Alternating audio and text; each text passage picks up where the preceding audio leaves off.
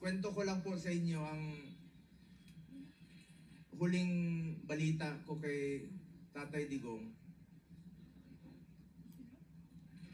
Matagal kaming magkasama. Alam nyo, higit pa sa tatay ang turing ko sa kanya. 1998, una po akong nanilbihan sa kanya. Hanggang 2022, kahit senador na po ako, sinasamahan ko siya hanggang sa huling araw ng kanyang termino. Sumama po ako hanggang makauwi siya sa bahay niya noong June 30 of 2022. Alam ko yung hirap na niya. Halos hindi na nga makasuot ng medyas. Sinong magme-medyas sa kanya doon?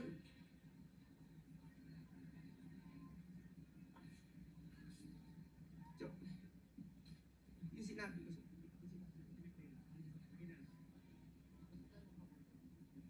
Alam nyo, nakausap ko kaninang madaling araw si Attorney Mijaldea pagkatapos ng hearing nila at saka si Ma'am Hanilet.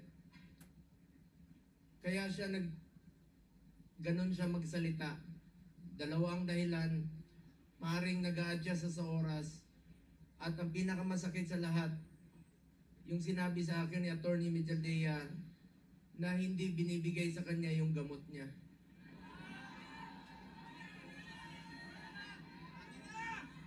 Alam niyo ba, hindi nga niya alam kung ano yung gamot na iniinom niya, binibigay sa kanya ng nurse niya.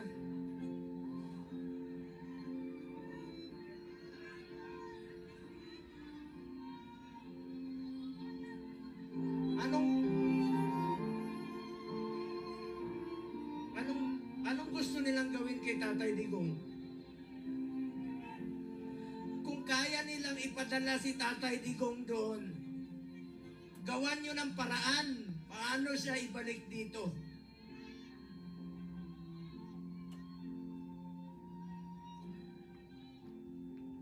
Ang gusto nyo basahin ko yung mga medisina niya.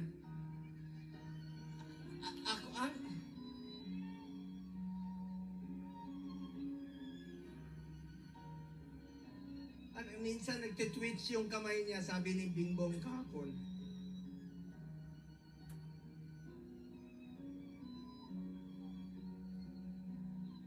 Kaya sa lahat ng mga politiko na nakinabang kayo sa panahon na pinansin kayo ni Tatay Digong. 6 na taon kayong pinansin ni Tatay Digong. Yung iba dyan, pinupuntahan pa namin yung birthday.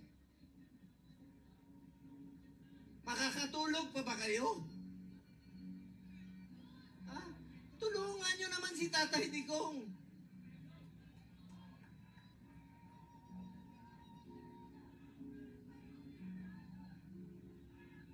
Alam nyo, hindi naman tatakas si Tatay Digong. Nung Sabado, maraming nagpapayo sa kanya. Kami, sinabihan namin, Tatay Digong, pagpaliban mo muna. Pagpaliban mo muna yung pagpapauwi mo rito. Alam ni Ma'am Hanilet yun, alam ni Iyes yun, alam na mga kasama niya. Dahil meron na pong threat sa kalusugan niya, sa buhay niya. Hindi natin alam eh. Pero mas pinili niyang umuwi at harapin. Ibig sabihin nun, hindi tatakas si Tatay Digong. Hindi tatakbo si Tatay Digong na hindi na kanya kayang tumakbo. Nakasungkod. Kaya pa ba niya tumakbo? Mga politiko, nananawagan ako sa inyo. Pinansin namin kayo sa 6 na taon, hindi namin kayo pinabayaan. Tulungan niyo naman si Tatay Digong. Tulungan niyo naman. Nangungulila lahat. Alam nyo, hindi, pagdating niya, ako mismo, meron na akong pass para sunduin kasama ko yung 3 doktor niya Dahil schedule po siya magpa-check up sa Cardinal Santos. Pero, bagamat since 2022, di na kami alam niyo, 1998 hanggang 2022, halos araw-araw kami magkasama. 360 days, out of 365 days, magkasama kami. Noong 2022, may trabaho na po ako bilang senador, hindi na ako nakakasama sa kanya. Pero hindi ko po pinapabayaan yung medical niya dahil yun po ang pinangako ko sa kanya hanggang sa pagtanda niya, hanggang sa kamatayan niya, hindi ko po siya iwanan. Lalong-lalo na po sa medical. Alam niyo, nakaraang 4 na buwan, monthly siya nagpapa-check up. Yung dinidrip po siya, you may check with the doctors. I-check niya sa hospital. Sinasamahan ko siya doon, dinidrip siya para humaba ang kanyang buhay. Scheduled siya March 12. Pero ngayon, pati gamot ipagkakait. Sinong mananagot niyan pag may nangyari kay Tatay Digong?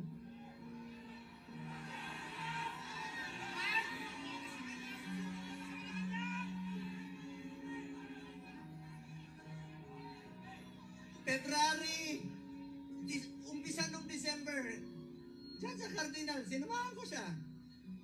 Kasama si Ma'am Hanilet. Enero, bumalik uli kami. Pebrero, bumalik uli kami. March 12 po siya schedule uli. Para sa pagpapagamot niya. Pero pinagkait nila. Pati gamot. Ayaw ibigay sa kanya. Alam niyo, wala siyang tsinelas. Pati tsinelas. Pati tsinelas niya, wala. Nakapaa. Huli namin pag-uusap, nasa aeroplano siya. Sabi ni Bingo, Atty. Mejaldea, nakapaa siya. Buti na lang, may nagsuot ng kanyang suot kahapon. Hindi niya kaya. Ang lamig doon. Alam niyo, salamat sa piloto niya. Isang co-pilot doon. Binigay niya yung kalo niya kay Tatay Digong dahil alam nila malamig. Binaba siya sa stretcher, mag-isa siya. Hindi alam ni Atty. Mejaldea, saan siya dinala.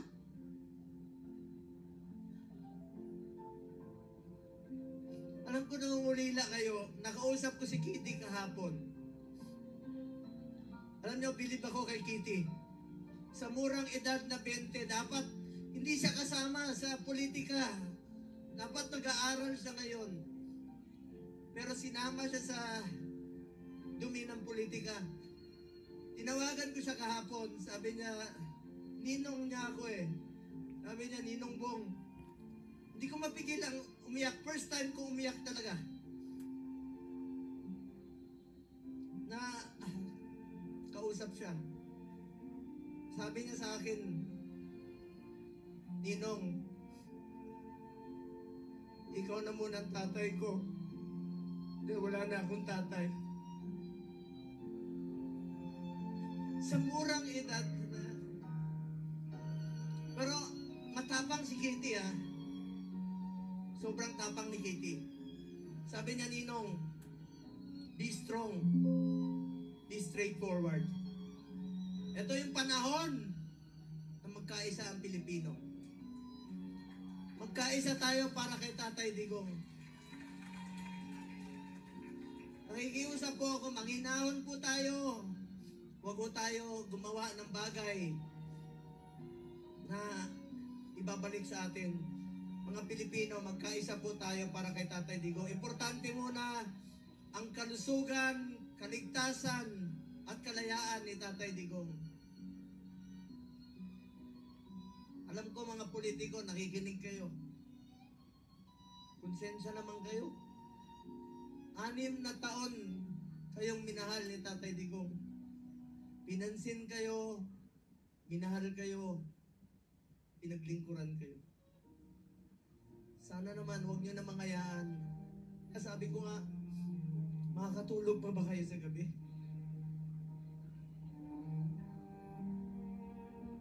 nakikita niyo si Tatay Digong ngayon doon.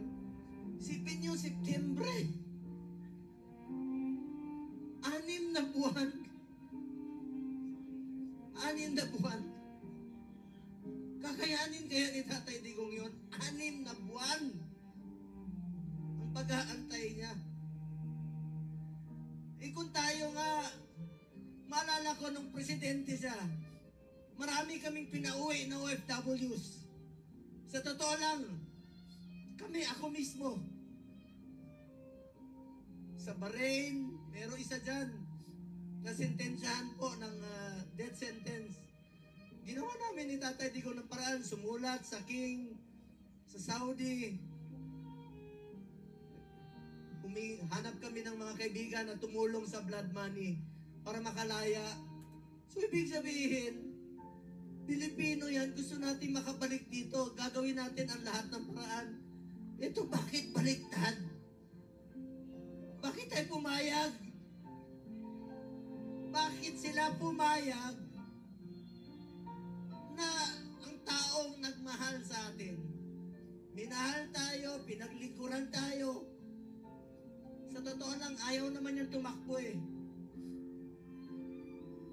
Dahil sa inyo, ginawa niya po yun. Ito bang kabayaran sa ginawa niyang pagsasakripisyo, pagmamahal at paglilingkod para sa bayan?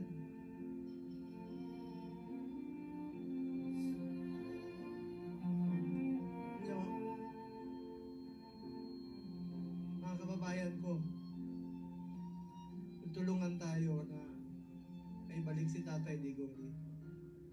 Alam ko nangungulila kayo. Alam ko maraming Pilipino halos hindi makatulog. Hindi tayo makatulog. Alam niyo, marami ako narinig. Yung iba, kahit hindi natin kasama sa politika, marami nagte-text sa akin, hindi nila matanggap na bakit hinayaan, payagan na magkagano. Ikiusap po ko, alam ko nakikinig naman po kayo. Kung kaya niyong dalahin si Tatay Digong ng ganon kabilis, sana ibalik niyo po dito sa amin. Nangungulila po ang Pilipino.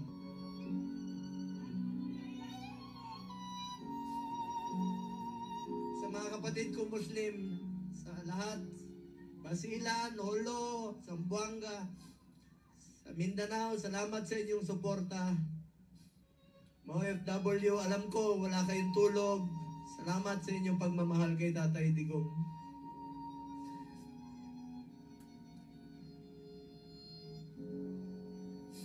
Mga taga Visayas, alam ko mahal na mahal yung mga Bisaya.